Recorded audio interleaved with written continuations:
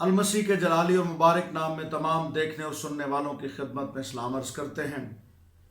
پچھلے سبق میں ہم نے بڑی مصیبت کے بارے میں سیکھا اور آج ہمارے پیغام کا موضوع ہوگا مخالف مسیح یا اینٹی کرائسٹ، اور میں اینٹی کرائسٹ یا مخالف مسیح کو ٹائٹل دینا چاہوں گا آخری عالمی نظام کا سیاسی حکمران۔ پچھلے سبق میں ہم سیکھ چکے ہیں کہ مخالف مسیح کا ظہور کلیسیا کے آسمان پر اٹھائے جانے کے بعد ہوگا۔ لفظ مخالف مسیح، جب ہم اس پر لفظی اعتبار سے غور کرتے ہیں تو مخالف مسیح کی اصطلاح یوحنا رسول کے پہلے خط میں 3 مرتبہ اور دوسرے خط میں 1 مرتبہ، 4 مرتبہ مخالف مسیح کی اصطلاح کتاب مقدس میں استعمال ہوئی ہے، اور بائبل مقدس میں مخالف مسیح کے نام اور خطاب جو بیان کیے گئے، سب سے پہلے اسے حیوان کہا گیا، اور یہ مکاشفہ کی کتاب اس کے 13ویں باب، 15ویں باب، 16ویں، 17ویں، 19ویں اور 20ویں باب میں یہ خطاب اور نام مخالف مسیح کو دیا گیا۔ اور پھر اس کو چھوٹا سینگ، دانیل کی کتاب اس کے 7ویں باب کی 8ویں آیت اور 8ویں باب کی 9ویں آیت میں چھوٹا سینگ اس کو کہا گیا۔ اور تھسلنیکیوں کے نام دوسرا خط اس کے دوسرے باب کی 3 آیت مقدسہ میں اس کو گناہ کا شخص اور ہلاکت کا فرزند بھی کہا گیا۔ اور پھر اسی خط میں دوسرے باب کی 8ویں آیت میں مخالف مسیح کو بے دین کہا گیا۔ اور پھر دانیل کی کتاب اس کے 11ویں باب کی 36ویں آیت میں اپنی ہی مرضی کرنے والا خود غرض شخص، اور زکریا نبی کا صحیفہ اس کے 11ویں باب کی 15ویں آیت میں اس کو نادان چرواہے کے طور پر بیان کیا گیا۔ مخالف مسیح کی شناخت کیا ہوگی؟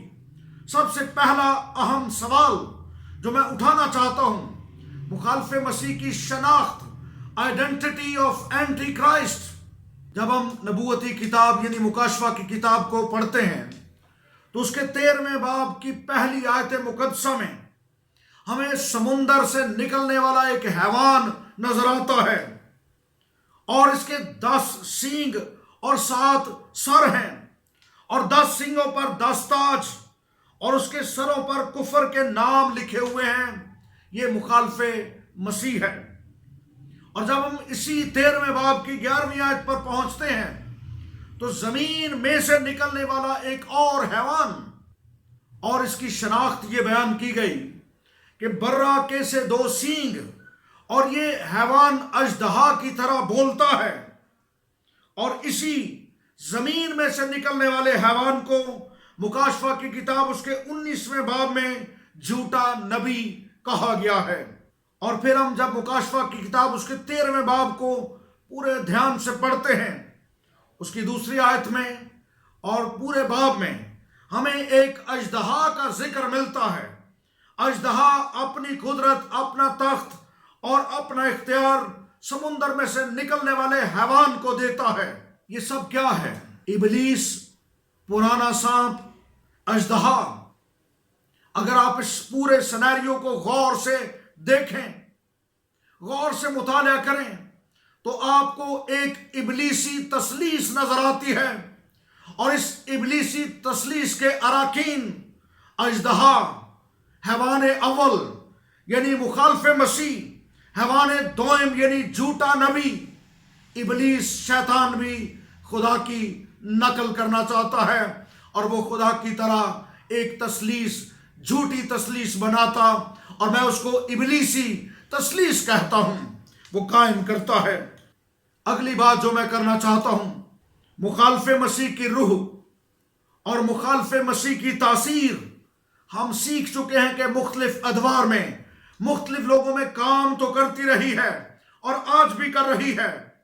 پھر حوالہ پڑھنا چاہتا ہوں، یوحنا رسول کی معرفت لکھا گیا پہلا خط اس کے 4 باب کی 3 آیت، یہاں پر یوں لکھا ہے، اور جو کوئی روح یسوع کا اقرار نہ کرے وہ خدا کی طرف سے نہیں، اور یہی مخالف مسیح کی روح ہے جس کی خبر تم سن چکے ہو کہ وہ آنے والی ہے، بلکہ اب بھی دنیا میں موجود ہے۔ سو مخالف مسیح کی روح اور مخالف مسیح کی تاثیر زندگیوں کے اندر کام کرتی رہی اور آج بھی کر رہی ہے۔ کئی شخصیات کے بارے میں انسانوں نے آرا پیش کی ہیں۔ انہوں نے کہا کہ فلاں دور میں فلاں شخص ہی مخالف مسیح تھا۔ میں ان آرا کو بھی بیان کرنا چاہتا ہوں۔ تاریخ کے ادوار پر جب ہم نظر ڈالتے ہیں تو 163 سے لے کر 212 قبل از مسیح سلوکس خاندان کا ایک حکمران جس کا نام انتاکس ایپیفینس چہارم تھا، اس نے ہیکل میں سور کی قربانی چڑھائی اور ہیکل کو ناپاک کیا، اور بہت سے لوگوں کا خیال ہے کہ وہی مخالف مسیح، اس کے بارے میں کہا گیا۔ اور پھر یونانی حکمران سکندر اعظم، رومی حکمران کیسر، نیرو بادشاہ دومتیان کے بارے میں کہا گیا کہ یہی مخالف مسیح ہیں، کیونکہ انہوں نے یہودیوں کو ستایا تھا، تنگ کیا تھا۔ لیکن یاد رہے کہ وہ مخالف مسیح نہیں تھے۔ نپولین بوناپارٹ، ہٹلر، میسولینی، اسٹالن اور دیگر کئی شخصیات کے بارے میں کہا گیا یہی مخالف مسیح ہیں، پر وہ مخالف مسیح نہیں تھے۔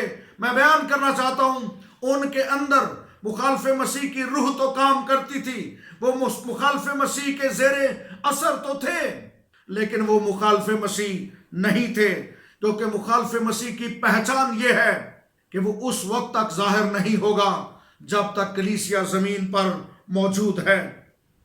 اب ہم غور کریں گے ذرا مخالف مسیح کی شناخت کیسی ہوگی، اور اس شناخت کو پانے کے لیے ہمیں بائبلی تاریخ کی جانکاری کرنی ہوگی۔ نبوکدنضر کی رویا، دانیل کی کتاب، نبوکدنضر ایک مورت دیکھتا ہے۔ دانیل کی کتاب اس کے دوسرے باب میں، جس کا سر سونے کا ہے، سینہ اور بازو چاندی کے، شکم اور رانے تانبے کی اور ٹانگیں لوہے کی، لیکن پاؤں لوہے اور مٹی کی آمیزش سے بنے ہوئے ہیں۔ یہ مورت کیا ہے؟ اس مورت کو سمجھنا انتہائی ضروری ہے۔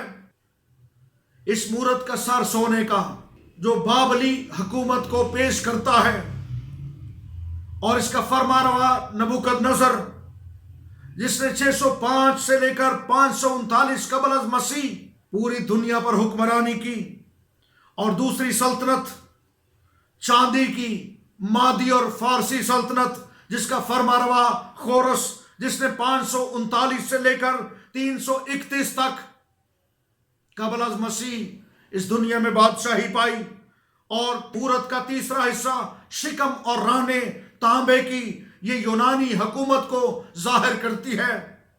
یونانی سلطنت جس کا فرمانروا سکندر اعظم، جس نے 331 سے لے کر 168 تک قبل از مسیح اس زمین پر دنیا پر حکمرانی کی۔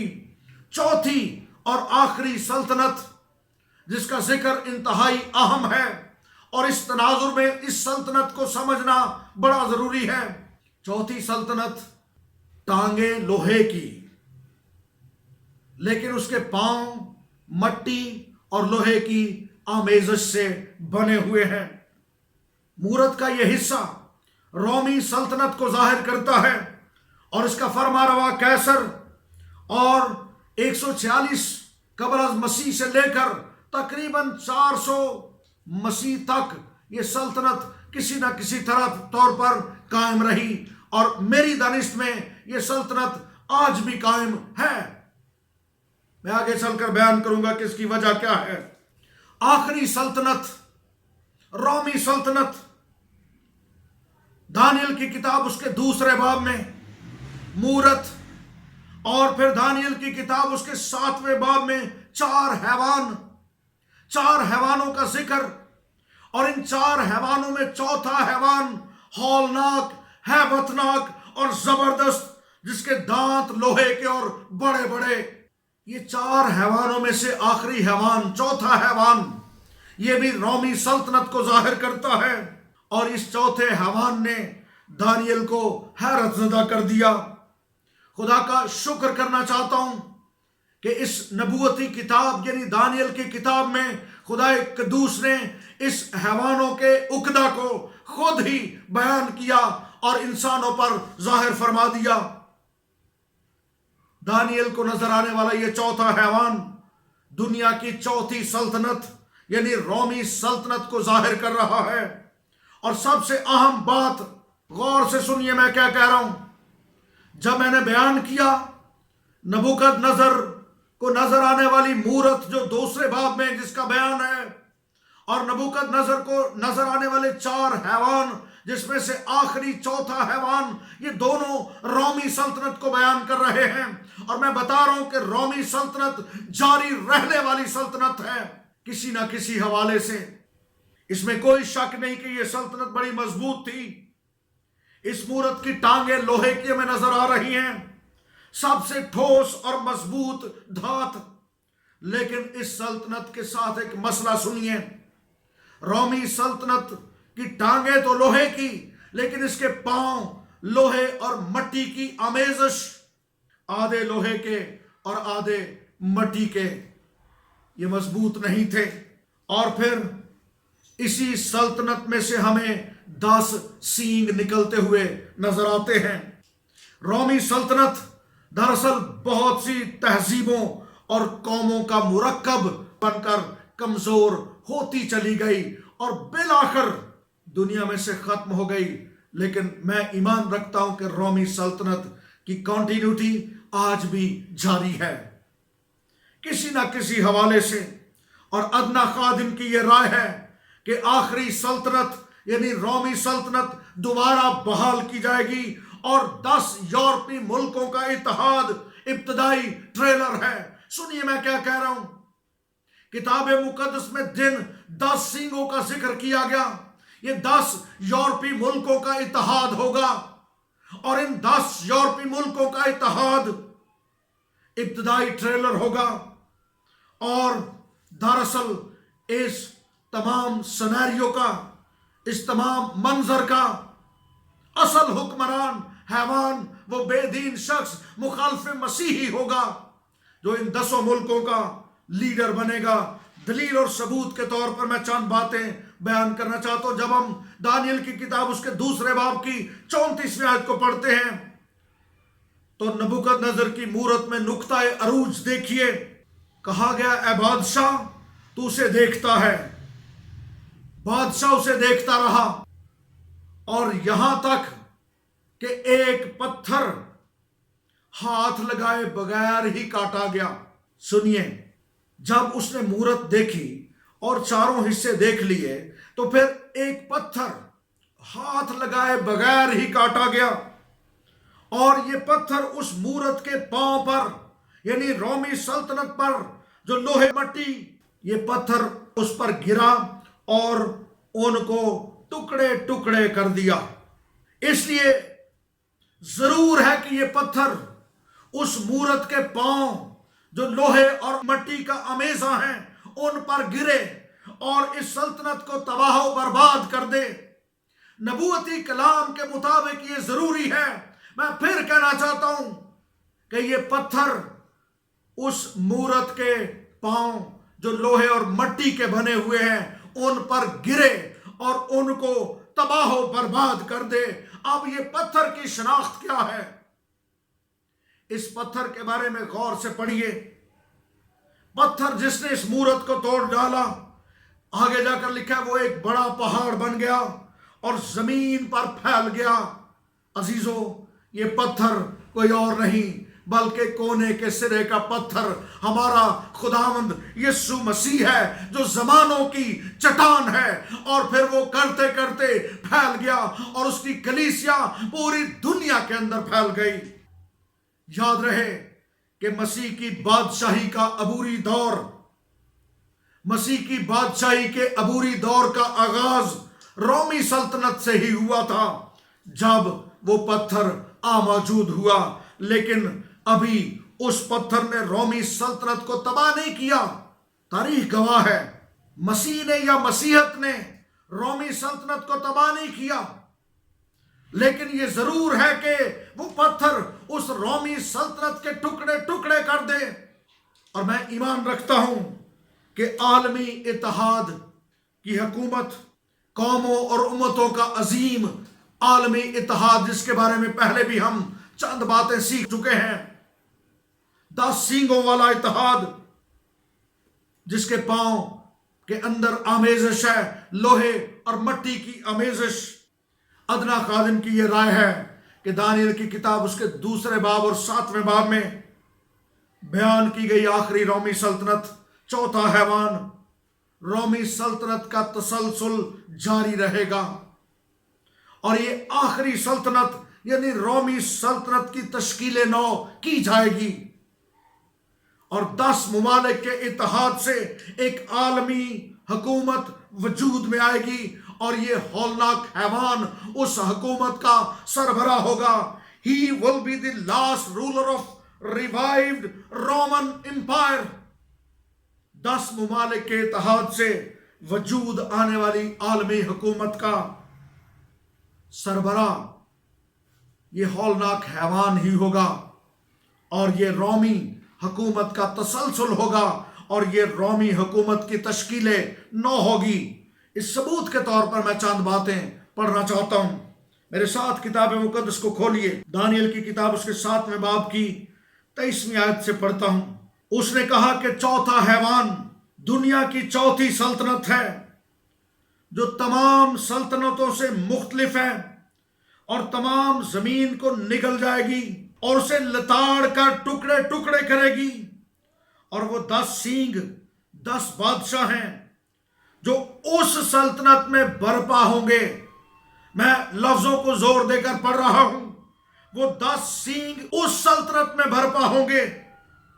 یہ بڑے واضح طور پر بتا رہا ہے متن کہ وہ 10 بادشاہ رومی سلطنت میں ہی برپا ہوں گے، اور ان کے بعد ایک اور برپا ہوگا، وہ پہلوں سے مختلف ہوگا، اور وہ 3 بادشاہوں کو زیر کرے گا، اور وہ حق تعالیٰ کے خلاف باتیں کرے گا، اور حق تعالیٰ کے مقدسوں کو تنگ کرے گا، اور مقررہ اوقات اور شریعت کو بدلنے کی کوشش کرے گا، اور وہ ایک دور اور دوروں اور نیم دور تک اس کے حوالے کیے جائیں گے۔ اس سے ثابت ہوتا ہے کہ 10 سینگ جو 10 بادشاہ ہیں، جو اس سلطنت یعنی چوتھی سلطنت میں ہی برپا ہوں گے۔ اس کا مطلب یہ ہوا کہ رومی سلطنت پھر بحال ہوگی، اور اس ناپاک سیاسی اتحاد کا لیڈر وہ حیوان ہوگا جو سمندر میں سے نکلا، یعنی مخالف مسیح۔ آئیے میرے ساتھ اس متن کو بھی پڑھتے ہیں۔ مکاشفہ کی کتاب اس کے 17ویں باب کی 7ویں اور 8ویں آیت لکھا ہے، میں اس عورت و حیوان کا جس پر وہ سوار ہے، جس کے 7 سر اور 10 سینگ ہیں، تجھے بھید بتاتا ہوں۔ یہ جو تو نے حیوان دیکھا وہ پہلے تو تھا مگر اب نہیں ہے، اور آئندہ اتھا گڑھے سے نکل کر ہلاکت میں پڑے گا، اور زمین کے رہنے والے جن کے نام بنائے عالم کے وقت سے کتاب حیات میں لکھے نہیں گئے، اس حیوان کا یہ حال دیکھ کر کہ پہلے تھا اور اب نہیں اور پھر موجود ہو جائے گا، تعجب کریں گے۔ یہی موقع ہے اس ذہن کا جس میں حکمت ہے۔ وہ 7 سر 7 پہاڑ ہیں جن پر وہ عورت بیٹھی ہوئی ہے۔ غور کیجئے، شناخت طے ہو گئی۔ 10 ملکوں کے سیاسی اتحاد کا سربراہ 7 سر والا 7 پہاڑوں پر موجود آخری رومی حکومت کا سربراہ ہی ہوگا۔ اگلا سوال جس پر ہم غور کرنا چاہتے ہیں، مخالف مسیح کے کام کیا ہوں گے؟ وہ کیا کرے گا؟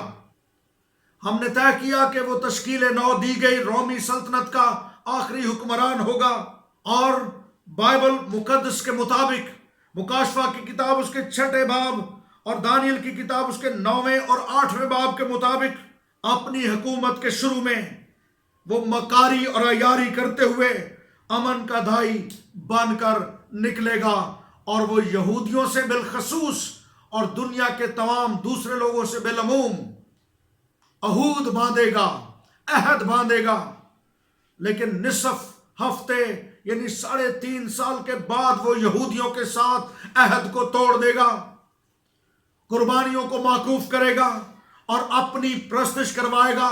آپ مکاشفہ کی کتاب اس کے 13ویں باب میں اس سارے منظر کو پڑھ لیجئے، اور پھر جب ہم آگے بڑھتے ہیں اور ہم دیکھتے ہیں تو اس کے سر پر، مکاشفہ کی کتاب میں لکھا ہے، اس کے سر پر ایک زخم کاری لگا اور وہ اچھا ہو گیا، اور دنیا کے لوگ اسے بڑا معجزہ مانتے ہوئے، بڑا معجزہ سمجھ کر اس کے پیچھے ہو لیے۔ یعنی بہت سے لوگ اس کی مکاری اور عیاری اور شعبدہ بازیوں کے سبب سے اس کے فالوور ہو جائیں گے۔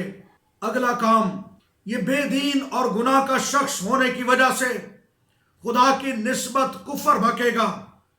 مکاشفہ کی کتاب اس کے 13ویں باب کی 6 آیت یہ بیان کرتی ہے، اور مخالف مسیح کے ساتھ ہم 13ویں باب میں جھوٹے نبی کو بھی دیکھتے ہیں، اور پھر ایک کسبی کو بھی دیکھتے ہیں۔ مکاشفہ کی کتاب اس کے 17ویں باب کو پڑھیے۔ یہ کسبی کون ہے؟ یہ دنیا کے اندر پنپتا ہوا جعلی اور نقلی مذہب، یہ کسبی جعلی اور نقلی مذہب کی نمائندہ، جعلی مذہبی نظام، رسمی اور روایتی مذہبی نظام جس کو خدا پسند نہیں کرتا۔ اور یہ روایتی مذہبی نظام، اس کے بارے میں جب ہم پڑھتے ہیں تو ایک کسبی ہمیں 17ویں باب میں نظر آتی ہے۔ سونے کا پیالہ، مکروہات یعنی اس کی حرام کاری اور ناپاکیوں سے بھرا ہوا اس کے ہاتھ میں ہے، اور اس کے ماتھے پر یہ نام لکھا ہوا ہے، راز، سیکرٹ، راز۔ بڑا شہر بابل کسبیوں اور زمین کی مکروہات کی ماں، یہ جعلی مذہبی نظام ہے، اور رسمی اور روایتی مذہبی نظام جس کا لیڈر جھوٹا نبی ہوگا، اور اس کو مکاشفہ کی کتاب اس کے 17ویں باب میں راز کہا گیا ہے۔ اچھا ہے کہ راز راز ہی رہے۔ سو ہم دیکھتے ہیں، جب آگے بڑھتے ہیں تو مخالف مسیح کے اس دور میں مخالف مسیح فوجوں کو لے کر ہر مجدون کے مقام پر اکٹھا کرتا ہے، اور مکاشفہ کی کتاب اس کے 16ویں، 17ویں، 19ویں باب کے مطابق وہ شکست کھائے گا، اور ہمارا خداوند اپنے منہ کی پھونک سے اس کو ہلاک کرے گا۔ اور جب ہم آگے بڑھتے میں ایک خاص بات اس تناظر سے کرنا چاہتا ہوں۔ ایک بڑا واقعہ اس دور کے آخر میں، مخالف مسیح کے دور کے آخر میں، قوموں پر بھی خدا کا غضب نازل ہوگا، قوموں پر بھی۔ اور جب ہم کرمزی اور ارغوانی لباس والی عورت کی تباہی کے بارے میں پڑھتے ہیں جس کا ذکر 17ویں باب میں ہے، تو بڑی عجیب بات یہ نظر آتی ہے کہ 10 بادشاہوں اور حیوان کے ہاتھوں سے اس جعلی مذہبی نظام کی نمائندہ عورت، جو ایک بڑے شہر کی صورت میں ہے، اور یہ شہر 7 پہاڑوں پر موجود ہے، اور یہ شہر زمین کے بادشاہوں پر حکومت کرتا ہے۔ اور حیرت کی بات یہ ہے کہ یہ حیوان 10 بادشاہوں کے ساتھ مل کر اس جعلی مذہبی نظام کی نمائندہ کسبی عورت کو خود ہی اپنے ہاتھوں سے تباہ کر دیں گے۔ اور تباہ کرنے کی وجہ جو بائبل مقدس میں بیان کی گئی ہے وہ اور بھی دلچسپ ہے۔ خدا ان کے دلوں میں ڈالے گا کہ وہ اس کو تباہ کر دیں۔ خدا ان کے ہاتھوں سے ہی اس جعلی مذہبی نظام کو تباہ کروائے گا۔ اور اگلی بات جو میں آپ سے کرنا چاہتا ہوں، جب ہم مکاشفہ کی کتاب اس کے 18ویں باب کو پڑھتے ہیں تو دنیا کے اندر موجود معاشی نظام کی تباہی ہمیں ملتی ہے۔ بابل کیا ہے؟ یہ دنیا کے اندر سماجی، سیاسی اور تجارتی نظام کا مرکز، تو اس دور میں اس کو بھی تباہ کر دیا جائے گا، اور دنیا کا معاشی نظام بالکل کولیپس ہو جائے گا، دنیا کا معاشی نظام تباہ ہو جائے گا، اور دنیا کے سارے سوداگر واویلا کریں گے کہ اب ہمارا سامان، ہمارا مال، ہماری تجارت کو کون خریدے گا؟ ان کی تجارت تباہ ہو جائے گی، دنیا کا معاشی نظام بہت ڈسٹرب ہو جائے گا۔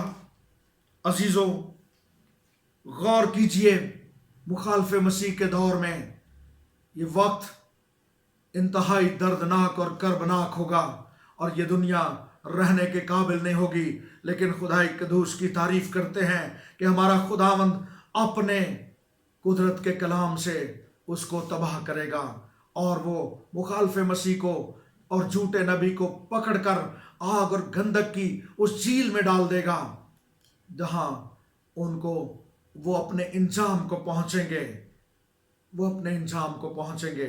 پھر ان کے ابا جان یعنی پرانے سانپ، اژدہا اور ابلیس کو پکڑ کر ایک بڑی زنجیر سے باندھ کر 1000 سال کے لیے اتھا گڑھے میں بند کر دیا جائے گا۔